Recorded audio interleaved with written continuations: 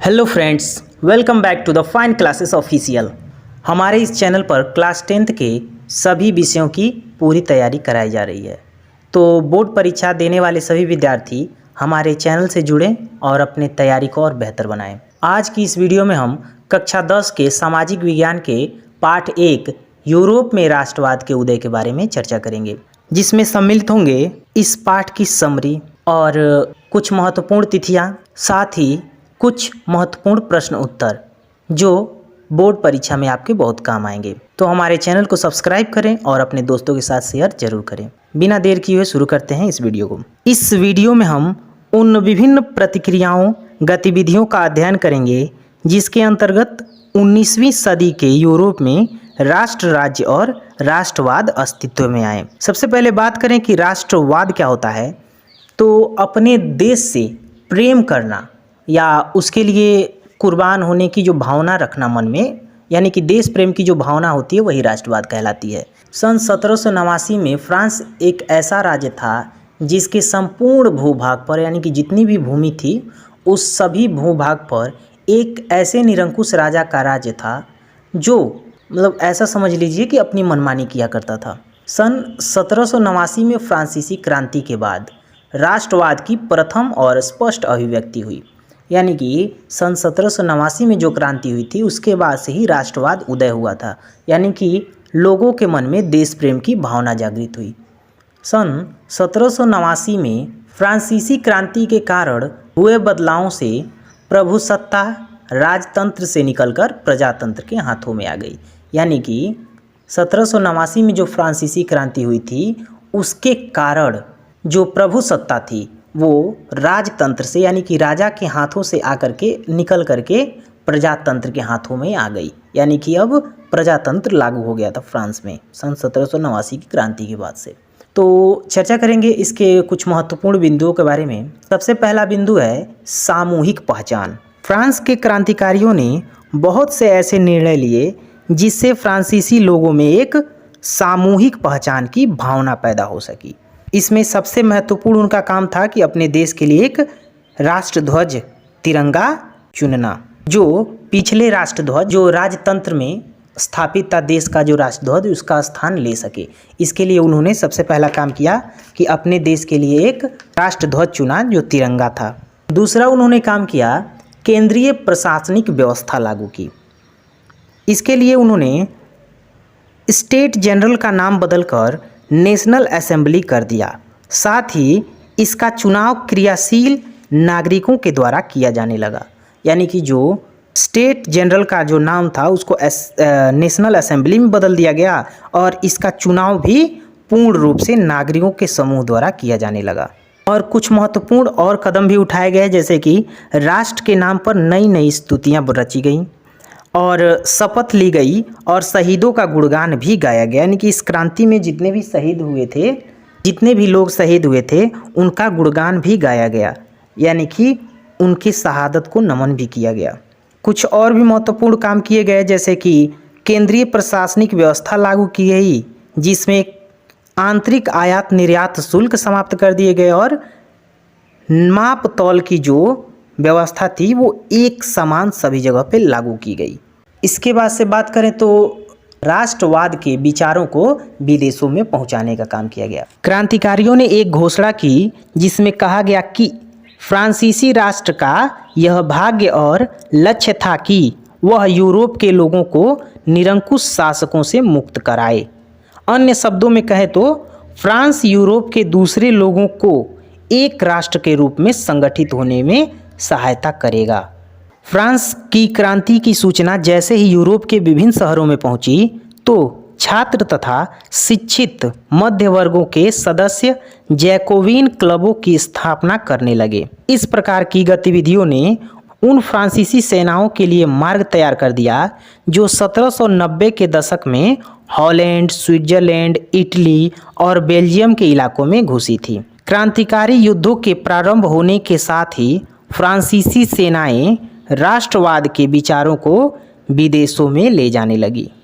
आगे बात करेंगे नागरिक संहिता के बारे में। नेपोलियन ने प्रशासनिक क्षेत्र में क्रांतिकारी सिद्धांतों का समावेश किया ताकि पूरी व्यवस्था और अधिक तर्कसंगत और कुशल बन सके। सन 1804 की नागरिक संहिता, जिसे नेपोलियन संहिता के नाम से भी जाना जाता है, ने जन्म पर आधारित विशेषाधिकार को समाप्त कर दिए थे। उसने कानून के समक्ष समानता और संपत्ति के अधिकार को सुरक्षित बनाया। इस संहिता को फ्रांसीसी नियंत्रण के अधीन क्षेत्रों में भी लागू किया गया। डच गणतंत्र, स्विट्जरलैंड, इटली और जर्मनी में नेपोलियन ने प्रशासनिक विभाजनों को सरल बनाया, सामंती व्यवस्था को खत्म किया और किसानों को भूदासत्व और जागीरदारी शुल्कों से मुक्ति दिलाई। तो बच्चों ध्यान रखिएगा, नेपोलियन संहिता के बारे में भी प्रश्न पूछता है कि नेपोलियन संहिता था क्या, इसके अंतर्गत क्या हुआ और इसे कब लागू किया। तो ध्यान रखिएगा, इसे 1804 में लागू किया था, नागरिक संहिता या नेपोलियन संहिता। आगे देखेंगे यूरोप में राष्ट्रवाद का निर्माण। 18वीं सदी में कई देश जैसे जर्मनी, इटली तथा स्विट्जरलैंड आदि उस रूप में नहीं थे जैसा कि हम आज देखते हैं। ये छोटे छोटे राज्यों में विभाजित थे जिनका अपना स्वतंत्र शासक था, यानी कि इन सभी देशों के अपने अपने स्वतंत्र शासक हुआ करते थे। नए राष्ट्रों के निर्माण की प्रक्रिया सन 1789 में शुरू होने वाली फ्रांस की क्रांति के साथ ही शुरू हो गई थी। राष्ट्रवाद के कारण कई क्षेत्रीय राज्यों को मिलाकर जर्मनी, इटली, रोमानिया आदि नए देश बने। साथ ही यूनान, पोलैंड, बल्गारिया आदि स्वतंत्र होकर नए राज्य बने। यूरोप के निर्माण के समय कुलीन वर्ग या नया मध्य वर्ग क्या था? सामाजिक और राजनीतिक रूप से कुलीन वर्ग यूरोपीय महाद्वीप की सबसे शक्तिशाली और प्रभुत्वशाली वर्ग था। वे ग्रामीण इलाकों में जमीन जायदाद और शहरी हवेलियों के मालिक थे। राजनीतिक कार्यों के लिए तथा उच्च वर्गों के बीच वे फ्रेंच भाषा का प्रयोग करते थे, यानी कि जितने भी राजनीतिक कार्य हुआ करते थे या उच्च वर्गों में जो वार्तालाप हुआ करती थी उसमें वो फ्रेंच भाषा का प्रयोग करते थे। लेकिन यह शक्तिशाली कुलीन वर्ग संख्या के नज़रिए से एक छोटा समूह था। कुल आबादी के अधिकांश लोग कृषक थे। ये थे कुलीन वर्ग। अब आगे देखेंगे मध्य वर्ग के कौन थे। उद्योगपतियों, व्यापारियों और सेवा क्षेत्र के लोगों से श्रमिक वर्ग और मध्य वर्ग बने, यानी कि जितने भी उद्योगपति थे, व्यापारी थे और सेवा क्षेत्र में थे, उन लोगों से श्रमिक वर्ग और मध्य वर्ग बने। मध्य और यूरोपीय क्षेत्रों में इन समूहों का आकार 19वीं सदी के अंतिम दशकों तक छोटा था। इसी समय कुलीन वर्ग के विशेषाधिकारों को समाप्त कर दिया गया और उसके बाद शिक्षित और उदारवादी मध्य वर्गों के बीच ही राष्ट्रीय एकता के विचार की लोकप्रियता हुई। उदारवादी राष्ट्रवाद के क्या मायने थे?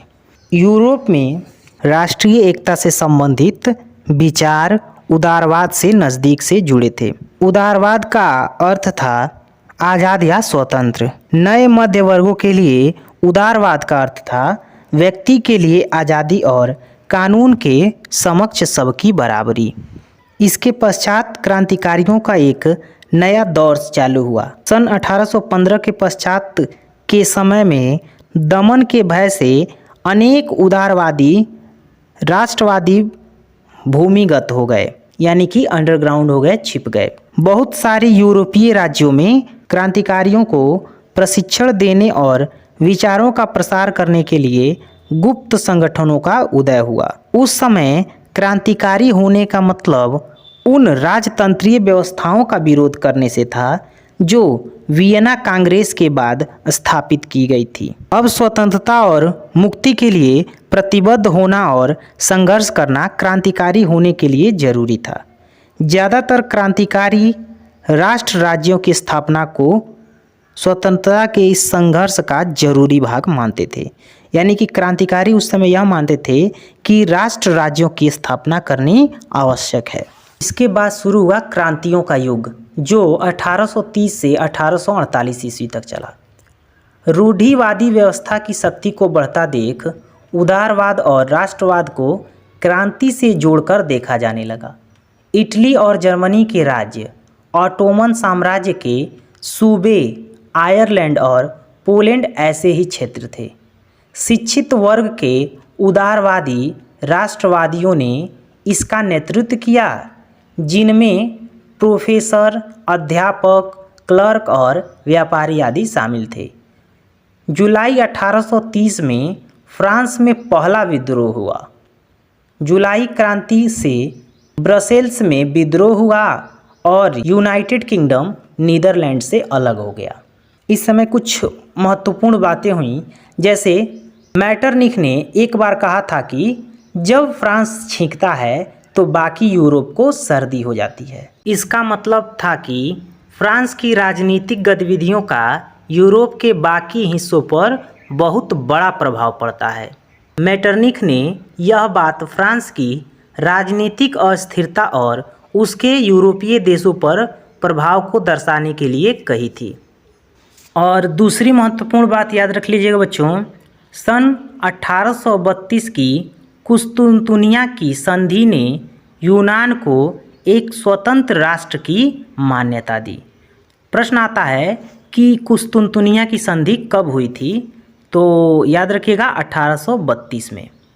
देखिए बच्चों, राष्ट्रवाद का जो विकास था केवल युद्धों और क्षेत्रीय विस्तार से ही नहीं हुआ, बल्कि राष्ट्र के विचार के निर्माण में संस्कृति ने भी एक अहम भूमिका निभाई। कला, काव्य, कहानियाँ, किस्से और संगीत ने राष्ट्रवादी भावनाओं को गढ़ने और उन्हें व्यक्त करने में सहयोग दिया। रूमानी कलाकारों और कवियों ने तर्क वितर्क और विज्ञान के महिमा मंडन की आलोचना की और उसकी जगह भावनाओं, अंतर्दृष्टि और रहस्यवादी भावनाओं पर बल दिया। उनका प्रयास था कि एक साझा सामूहिक विरासत की अनुभूति और एक साझा सांस्कृतिक अतीत को राष्ट्र का आधार बनाया जाए। भूख, कठिनाई और जनविद्रोह। सन 1830 का दशक यूरोप में भारी कठिनाइयां लेकर आया। इस समय बढ़ती जनसंख्या के कारण चीज़ों की मांग बढ़ने लगी, जिससे महंगाई अपने चरम पर पहुंच गई। साथ ही यूरोप के उन इलाकों में जहां कुलीन वर्ग अभी भी सत्ता में था, वहां पर कृषक को सामंती जुल्मों के और जिम्मेदारियों के बोझ तले दबे हुए थे। खाने पीने की चीज़ों की कीमतें बढ़ने या किसी वर्ष फसल खराब हो जाने के कारण शहर और गांवों में व्यापक गरीबी फैल गई थी। इसी समय बेरोजगारी की भी समस्या उत्पन्न हुई और इसी समय बुनकरों का भी विद्रोह हुआ। बुनकरों का विद्रोह सन 1848 में हुआ था। होता क्या है कि 4 जून को दोपहर 2 बजे बुनकरों की एक बड़ी भीड़ घरों से निकलकर ठेकेदारों की कोठी में पहुंच जाती है मजदूरी की मांग करते हुए, लेकिन उनके साथ कभी घृणा का व्यवहार किया गया तो कभी धमकियां दी गई, जिसके बाद यह भीड़ घर में ज़बरदस्ती घुस गई और घर के सामानों को तोड़ फोड़ दिया, जिससे ठेकेदार अपने परिवार के साथ पड़ोस के गांव में भाग गए। हालांकि ऐसे व्यक्ति को उस गांव ने शरण देने से इनकार कर दिया। वह 24 घंटे बाद सेना को बुलाकर उसकी सहायता से वापस पहुंचे और इसके बाद हुए टकराव में 11 बुनकरों को गोली मार दी गई। तब उनके समानांतर पढ़े लिखे मध्य वर्गों की एक क्रांति भी हो रही थी। फरवरी 1848 की घटनाओं से राजा को गद्दी छोड़नी पड़ी थी और एक गणतंत्र की घोषणा की गई, जो सभी पुरुषों के सार्वत्रिक मताधिकार पर आधारित था। लेकिन यूरोप के अन्य भागों में, जहां अभी तक स्वतंत्र राष्ट्र राज्य अस्तित्व में नहीं आए थे, वहां के उदारवादी मध्य वर्गों ने स्त्री पुरुषों ने संविधानवाद की मांग को राष्ट्रीय एकीकरण की मांग से जोड़ दिया। उन्होंने बढ़ते जन असंतोष का फायदा उठाया और नए राष्ट्र राज्य के निर्माण की मांग को आगे बढ़ाया। लेकिन इसमें एक कमी रह गई।